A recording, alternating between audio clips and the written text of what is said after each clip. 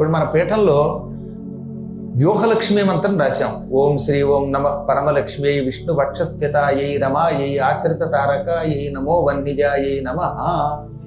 దీనికి వ్యూహలక్ష్మి మహామంత్రం అని పేరు. ఈ మంత్ర జపం చేసేవాడు తప్పక లక్ష్మీ కటాక్షం పొందుతాడు, కుబేరుడంతటి ఐశ్వర్యవంతుడు అవుతాడు, ఆనందం పొందుతాడు.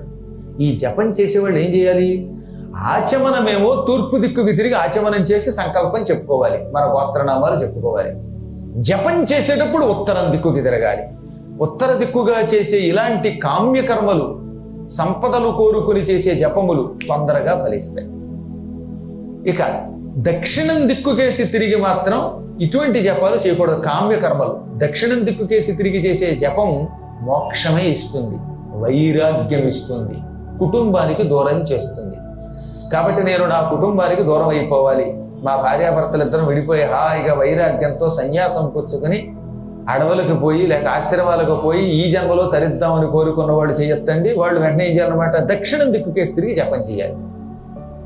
అలా ఒక్క 9 రోజులు జపం చేస్తే ఇంకా భార్యాభర్తలకు ఒకళ్ళ మీద ఒకళ్ళకి వ్యామోహం పోతుంది. భార్య భర్తతోటి వెళ్ళిరండి, మీరు కాశీపండి, మీ దారి మీదే, మీకు మీరే నాకు నేనే అంటుంది. ఆ తర్వాత ఇద్దరు చెరువు రూము కొనుక్కోరు, రోడ్డు మీదే కూర్చొని జపం చేస్తారు. ఇవన్నీ నేను చెప్పింది ఎప్పుడంటే చిత్తశుద్ధితో చేస్తే సుమా, అసలు మనస్సే లగ్నం చేయకుండా భగవంతుడి మీద నమ్మకం లేకుండా ఏదో గురువు గారు చెప్పారు కదా అని జపం చేస్తే అనాలోచితముగా అమనస్కుడై చేస్తే అప్పుడు అసలు వాడికి ఏ ఫలితం ఉండదు. చిత్తశుద్ధితో మనస్సు లగ్నం చేసి దక్షిణం దిక్కుకేసి జపం చేసేవాడు ఉన్నాడే, వాడు వైరాగ్య సంపన్నుడు అవుతాడు. పడమర దిక్కుకేసి తిరిగి జపం చేసేటటువంటి వాడికి లౌకికమైన కోరికలు తీరుతాయి. సంపదలు కావాలంటే ఉత్తరం దిక్కుకేసి తిరగాలి, తూర్పు దిక్కుకేసి తిరిగితే కుటుంబ వృద్ధి అవుతుంది, సంసారం అనేటటువంటిది సక్రమంగా సాగుతుంది.